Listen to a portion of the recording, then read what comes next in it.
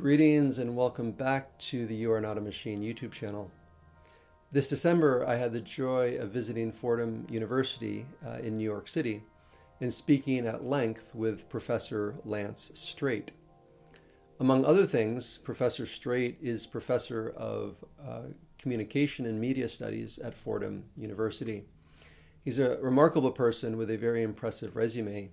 I will include a link to a longer biography in the description below. I was drawn to speak with Professor Strate for two main reasons. One, because he was a student of Neil Postman and is arguably the greatest contemporary proponent of Postman's work and worldview. And two, because of the excellent ongoing work he has done in furthering the field of media ecology, which I've mentioned before on this channel. And I've asked the question before as well, what is media ecology? And it is a good question. I describe media ecology as one of the modern world's best kept secrets. And one of my goals with this channel is to make media ecology and media ecologists better known. But before trying to define media ecology more deeply, let's look first at who are considered some seminal media ecologists, which will help us in figuring out our definition. So some of the biggest names in media ecology are the thinkers that we have already looked at: Neil Postman, Hannah Arendt, Ivan Illich, Jacques Ellul, as well as those we have yet to consider: Marshall McLuhan, Christopher Alexander, René Girard, among others. Each of these thinkers worked in their own academic discipline, however, and were for the most part not tied together under some academic umbrella. So what is it that binds these thinkers together? The way I describe it is that they were all rebels within their disciplines specifically, and within academia more generally. Academia tends to reward those who go deeply into some very specific, but usually mostly irrelevant topic, at least irrelevant to the vast majority of people. Those academics, however, who discover something in their research and then attempt to relate it to the life of society at large, often find themselves on the fringes of the academic world. This is particularly the case when they seek to cross disciplines to make broader arguments about how the world works.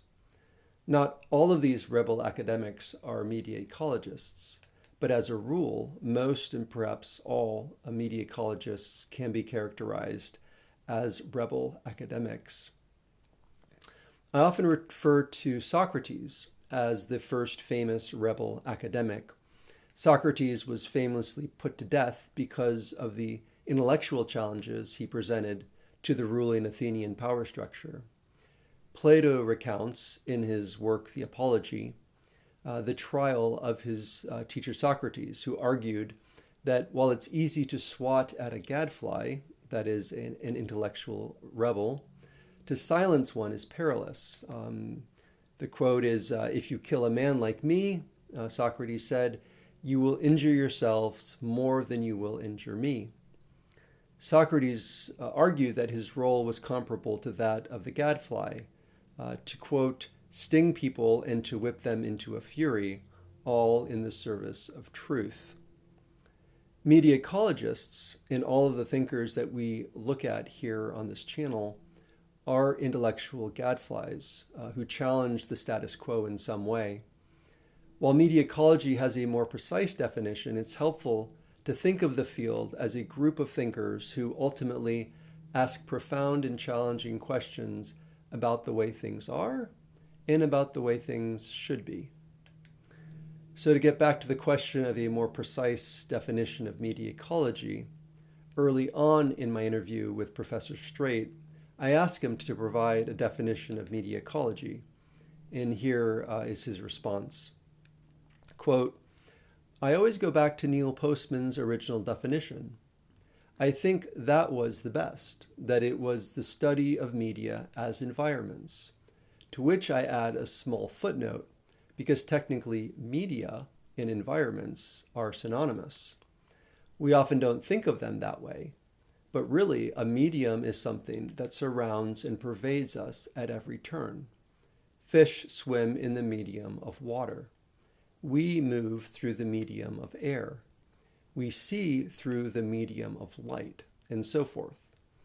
So I would say that media ecology is also the study of environments.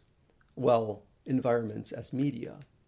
The rooms that we're in, the buildings that we inhabit, the structures, the cities, the streets, all of these are media that structure how we think and act and communicate and organize ourselves.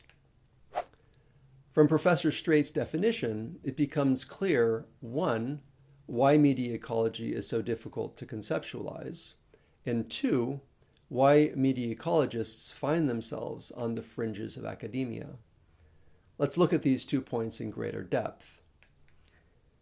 Media ecology is so difficult to conceptualize because its goal is analogous to attempting to describe water to a fish.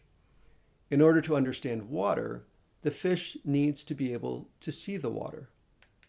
Similarly, media ecologists try to help people see the reality and the consequences of the ubiquitous and therefore seemingly invisible environments in which we find ourselves. A contemporary example that Professor Strate uses is that we live in a smartphone environment. Even if you don't own a smartphone, you are affected by the billions of people around you who have smartphones and the new environment that the presence and use of smartphones has created. Finally, media ecologists generally find themselves on the fringes of academia because they are doing what Socrates was doing, questioning the status quo. This is particularly the case in the modern world, where the status quo has been characterized by Jacques Ellul as a total environment. At least in Socrates' day, he was only criticizing one, albeit important, aspect of Athenian culture, while today's media ecologists question every aspect of and the entire substructure of our society. As I've mentioned many times before, in order to properly understand the world that we live in, we need to understand the unseen environments and the influences that affect our daily lives. The study of media ecology provides great insights, and we will continue to look at the work of seminal media ecologists for this reason. I really enjoyed speaking with Professor Strate, and I hope you will enjoy this interview as much as I enjoyed conducting it. So please stay tuned for next week when I will release my interview with Professor Lance Strate. And in the meantime, please subscribe to this channel and sign up for the newsletter, and so you can download the How Did We Get Here reading list. As always, there's a link below this video for that, and I will see you again soon.